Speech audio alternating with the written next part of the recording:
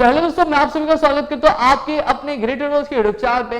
दोस्तों आप सभी से जानते हैं कि हमारे धमाका सीरीज के तहत हम लेकर आ चुके हैं आपके लिए 7th से लेकर 12th स्टैंडर्ड के सभी क्लासेस के लेक्चर्स, चाहे वो साइंस हो चाहे वो कॉमर्स, सभी क्लासेस के लेक्चर्स लेकर हम हाजिर हो चुके हैं। आज यहाँ पे हम बात करने वाले 10th स्टैंडर्ड के फर्स्ट चैप्टर के आखिरी लेक्चर के बारे में। इससे पहले भी आपके लिए लेक्चर्स आए जहां पर हमने हिस्टोग्राफी क्या होता है वो समझा था, उसके डिसिप्लिन क्या होते हैं वो हमने समझा था, साथ ही साथ कैरेक्टरिस्टिक्स क्या है मॉडर्न हिस्टोग्राफी के, रेन डेस्कार्ट्स, वोल्टेयर, फिर उसका जॉर्ज विलियम फ्रेडरिक हेगल के बारे में हमने क्लियर चीजें समझ ली थी। Now in this lecture we are going to learn about the scholars such as Leopold von Ranke, Karl Marx, feminist histography, फिर उसके बाद एनालिस्ट स्कॉलर माइकल फोकर, ये सारी चीजों के बारे में हम लोग आज के लेक्चर में डिस्कस करने वाले। अब यहाँ पे दोस्तों अगर मैं लियोपोल्ड वॉन रांके से स्टार्ट करता हूँ तो आप सभी से जानते हैं कि 19th सेंचुरी का जो हिस्टोग्राफी था वो सबसे ज्यादा इन्फ्लुएंस था किससे? लियोपोल्ड वॉन रांके के कांसेप्ट से। लियोपोल्ड वॉन रांके के कांसेप्ट से, जो लियोपोल्ड वॉन रांके कौन सी यूनिवर्सिटी से बिलोंग करते थे? आपके बर्लिन यूनिवर्सिटी से बिलोंग करते थे। कौन सी यूनिवर्सिटी से? बर्लिन यूनिवर्सिटी से बिलोंग करते थे दोस्तों, ठीक है। अब यहाँ पे मैं बात करूं तो ये हमेशा किसके बारे में बात करते थे? ये हमेशा क्रिटिकल जो मेथड होता है हिस्टोरिकल रिसर्च का उसके बारे में बात करते हैं, यानी सारी चीजें एनालाइज करके एक एक चीज को जांच परख के क्या समझना चाहिए। अब इन्होंने सबसे ज्यादा इंपॉर्टेंस क्या किस पे दिया मालूम है क्या?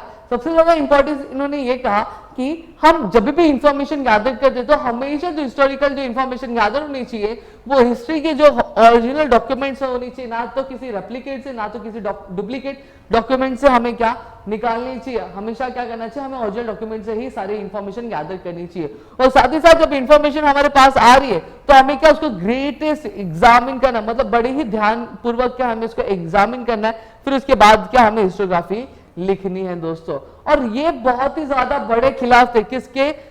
आपकी इमेजिनेटिव हिस्टोरिकल रिसर्च के, इमेजिनेटिव जो हिस्टोरिकल नैरेटिव हुआ करता था उसके बहुत ही ज्यादा क्या खिलाफ ये होते थे। हमेशा उसके ऊपर सवाल उठाते थे, आपके ये सारी चीजें कैसे हुई, किस तरह से हुई, यानी कुछ भी लिख देंगे तो मतलब नहीं है ना दोस्तों, आगे की जनरेशन को क्या बढ़ेगा?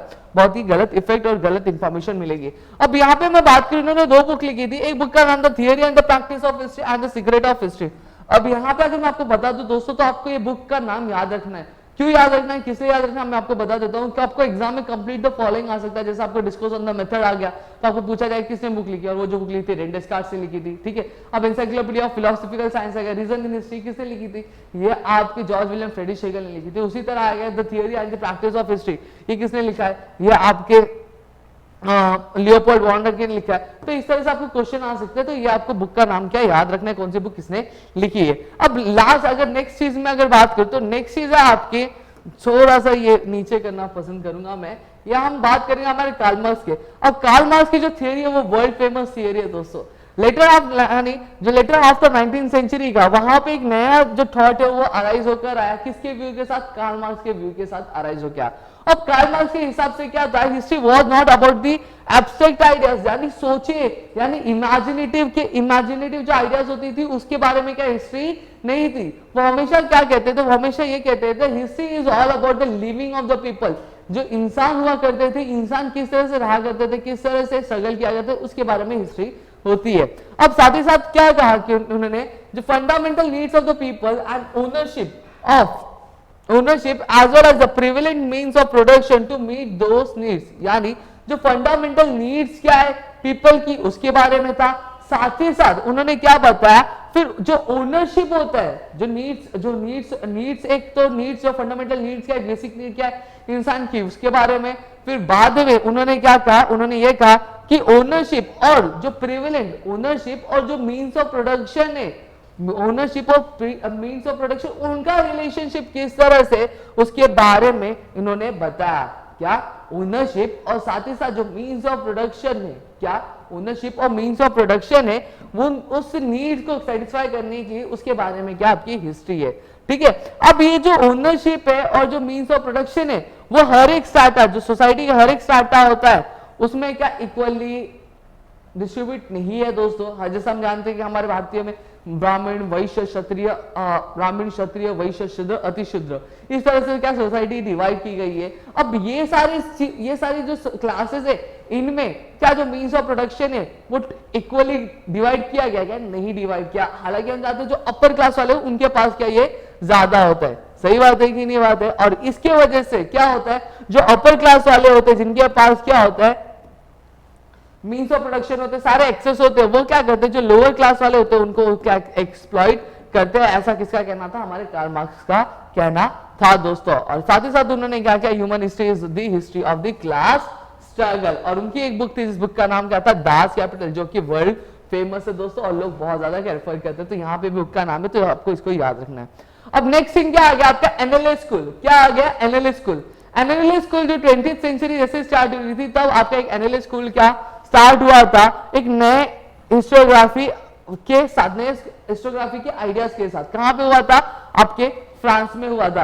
अब ये जो एनएलए स्कूल आया, इसने नया डायरेक्शन दिया किसको, हिस्ट्री राइटिंग को। अब तक उनका क्या कहना था, उनका कहना यह था कि जो हिस्ट्री लिखी जाती थी वो पॉलिटिकल आइडियाज के बारे में लिखी जाती थी, किंग्स के बारे में, लड़ाई झगड़े के बारे में लिखी जाती थी, सही बात है। लेकिन एनएलए स्कूल का कहना क्या था, ये सारी चीजों के बारे में लिखो ठीक है, लेकिन साथ ही साथ हमें क्या क्लाइमेट को भी इंक्लूड करना चाहिए, फिर लोकल पीपल है उनके बारे में भी लिखना चाहिए अगर किसी भी पीरियड के बारे में हम लिख रहे हैं, फिर एग्रीकल्चर किस तरह से किया जाता है, ट्रेड क्या है, टेक्नोलॉजी क्या, ये सारी चीजें भी, ये सारे जो एस्पेक्ट्स है ह्यूमन लाइफ के, ये भी क्या इंक्लूड किए जाने चाहिए दोस्तों। और ये स्टार्ट किया गया था आपके किसके द्वारा, एक फ्रेंच हिस्टोरियन द्वारा, क्या ये जो एनएलए स्कूल था वो स्टार्ट किया गया था। तो इतनी चीजें मेरे ख्याल से आपको क्लियर हो गई होंगी।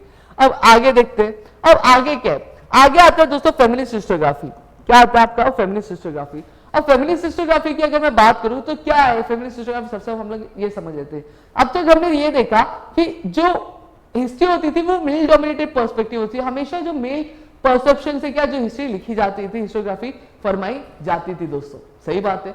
लेकिन अब फेमिनिस्ट हिस्टोग्राफी में हम क्या करना चाहते हैं, हम जो हिस्ट्री है वो रिस्ट्रक्चर करना चाहते हैं, किसके पर्सपेक्टिव से, हिसाब से वुमेन के पर्सपेक्टिव के हिसाब से। अब जो इसके जो फंडामेंटल था फेमिनिज्म का, वो किसके द्वारा एस्टैब्लिश किया गया था, आपके साइमन डी बेवियर द्वारा क्या एस्टैब्लिश किया गया था, जो कि एक फ्रेंच हिस्टोरियन थी दोस्तों। समझ में आया, इतनी चीजें क्लियर है। अब यहाँ पे क्यों ये जरूरत आन पड़ी, क्योंकि अब तक जितनी भी चीजें लिखी जा रही थी वो हमेशा मेल्स के बारे में लिखी जाती थी, वुमेन्स का कहीं पे उसका जिक्र ही नहीं हुआ करता था। वुमेन्स से क्या सारे स्ट्रगल किए, वुमेन्स का क्या पार्टिसिपेशन, ये सारी चीजों के बारे में तो कभी लिखा ही नहीं गया। और साथ ही साथ सिर्फ रिस्ट्रक्चर करना ही मेन मोटिव नहीं था, इनका दूसरा मोटिव क्या था कि जो रीथिंक का नाम, जो मेल डोमिनेटेड पर्सपेक्टिव से जो हिस्ट्री लिखी है उसके बारे में वापस से सोचना, ये भी क्या वापस से सारी चीज समझना, ये भी क्या इनका एक मोटिव था।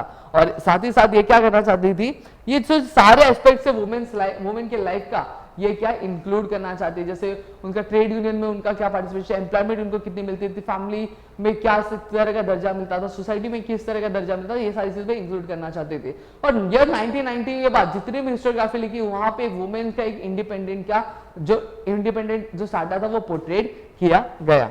इतनी चीजें क्लियर हो गई।